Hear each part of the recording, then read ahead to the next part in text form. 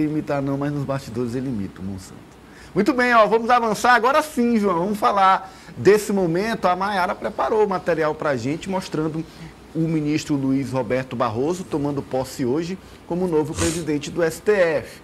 O ministro Edson Fachin assumiu como vice-presidente. Confira. O ministro Luiz Roberto Barroso tomou posse nesta quinta-feira como novo presidente do Supremo Tribunal Federal. O ministro Edson Fachin assumiu como vice. Em agosto deste ano, Barroso e Fachin foram eleitos entre os colegas para o comando da casa pelos próximos 2 anos. A sessão solene de posse contou com convidados como o presidente Luiz Inácio Lula da Silva, o presidente do Senado Rodrigo Pacheco, o presidente da Câmara Arthur Lira e outros parlamentares, ministros de governo e ministros aposentados do STF. Na véspera de uma cirurgia no quadril, Lula compareceu de máscara por recomendação médica. O hino nacional foi interpretado pela cantora Maria Bethânia. A ministra Rosa Weber, que deixa o cargo de presidente da corte, fez a abertura da sessão. Ela vai completar 75 anos semana que vem, idade limite para se aposentar de acordo com a Constituição.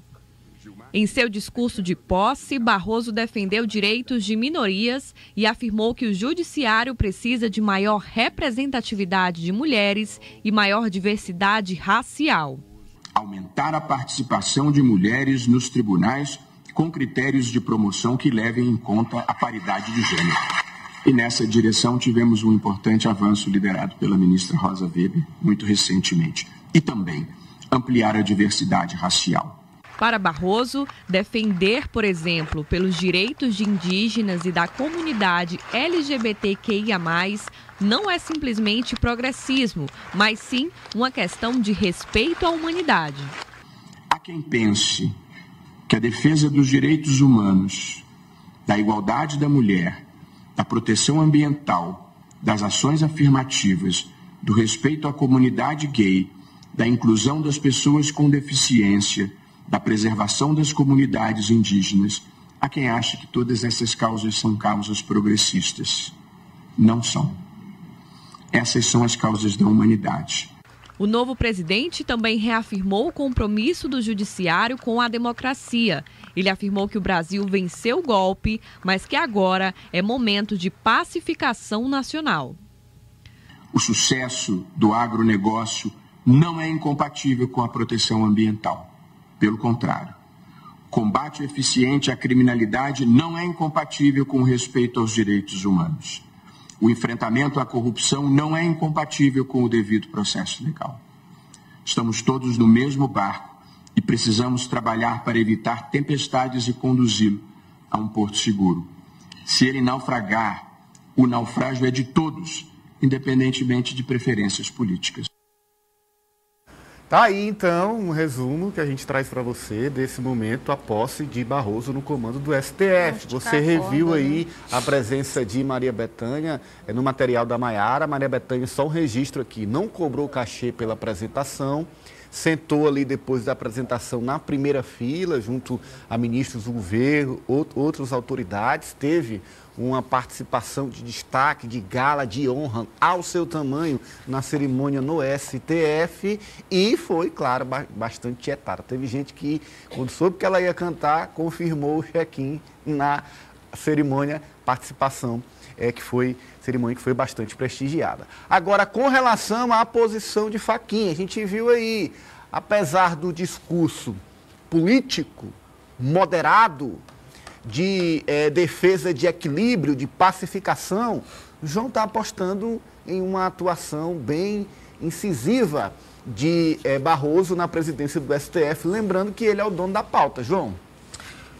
Nascido em Vassouras, só para a gente dar um currículo aqui do Barroso, para ver que ele não é pouca coisa, ele já chegou no Supremo sendo grande, né? Nascido em Vassouras, formou-se em Direito pela Universidade do Estado do Rio de Janeiro, a UERJ, da qual é professor titular da cadeira de Direito Constitucional, tem mestrado da Universidade de Yale, nos Estados Unidos, doutorado na UERJ e pós-doutorado na Universidade de Harvard, por onde também concluiu a livre docência. Ele já chegou lá como o mais intelectualmente preparado da atual leva de ministros, o Barroso, desde que ele chegou lá, né? Ele já era... na verdade, a maioria dos ministros lá ou usaram algum tempo os textos deles, ou foram alunos dele, então ele já chegou lá por cima. E a posição dele, sem ser de um ativismo judicial, é sempre presente nas decisões. E ficou claro, temos que aumentar a representação do judiciário. Sim. Não só Mulheres. Nas minorias, mas na humanidade, que foi assim que ele colocou. O judiciário hoje já é, sem sombra de dúvida, o principal emanador de decisões que refletem diretamente na vida da população. Por quê? Mas que a população está tratando mesmo. Por quê? Porque o legislativo sempre foi omisso. Sempre deixou as pautas vencerem, não cuidava de atualizar as leis, mas agora mesmo está surgindo uma coisa que vai mostrar bem como é que vai essa situação. Há poucos dias foi encerrada a votação da repercussão jurídica do marco temporal, a fixação do marco temporal das terras indígenas, que eu não vou me alongar, porque para explicar o marco temporal é meio complicado. Mas para quem está em casa, é só botar aí no Google que aparece. O marco temporal. Lá foi passado que o marco temporal não existe, entre aspas, e que o governo vai ter que botar dinheiro para pagar as indenizações, mesmo naqueles casos em que existam a comprovação de que a terra era indígena. Resumo, a Câmara e o Senado aprovaram um projeto que é o contrário disso. Sim. Que legitima o marco Me temporal. diga, quem é o órgão legislador? É o Congresso. O Supremo declarou inconstitucional. Mas uma matéria aprovada pelo Poder Legislativo, ela não pode ser declarada inconstitucional, porque eu acho que é inconstitucional, até porque o Poder Legislativo é o poder originário. Isso vai ser o primeiro embate um dos primeiros embates que vai acontecer. A matéria deve ir para o presidente Lula. Eu não sei se ele vai vetar, estão dizendo que ele vai vetar. Eu não vamos também apostar tanto nisso, porque ele está muito precisando de apoio na base, ele não está querendo criar problema. E a base dele vota quase toda aí nessa matéria, na maneira contrária ao que o Supremo aprovou. Aí agora eu quero ver se o Supremo vai dizer assim, não, o Congresso aprovou, mas nós entendemos que é inconstitucional. A gente tem que ter muito respeito pelas instituições. Eu acho que não existe um poder que tem que ser respeitado mais que o judiciário, até porque é a ele que a gente recorre quando sofre abusos, tanto do legislativo quanto do executivo. Mas legislar não é função do judiciário. Olha, agora o João falou, Kátia, de um ponto importante. Esta disposição, na verdade, uma marca de Barroso como ministro do STF, que é dialogar, fazer-se ser compreendido pela população. É um dos ministros que tem na sua marca a condição de deixar de lado, por muitas vezes, o juridiquês e buscar ser mais claro para que a população se aproxime do judiciário. Para ser mais exato, é o juiz mais coloquial. Sim. Né? O coloquial, que é o ministro, aliás, que fala ali o linguajar, né? Quando necessário, o linguajar que o que a gente gosta de dizer, o português rasteiro. Né? Ele faz o português para ser bem compreendido, né? Se faz inteligível. Agora, isso na condição de presidente do Supremo, como é que você acha que vai influenciar na sua administração?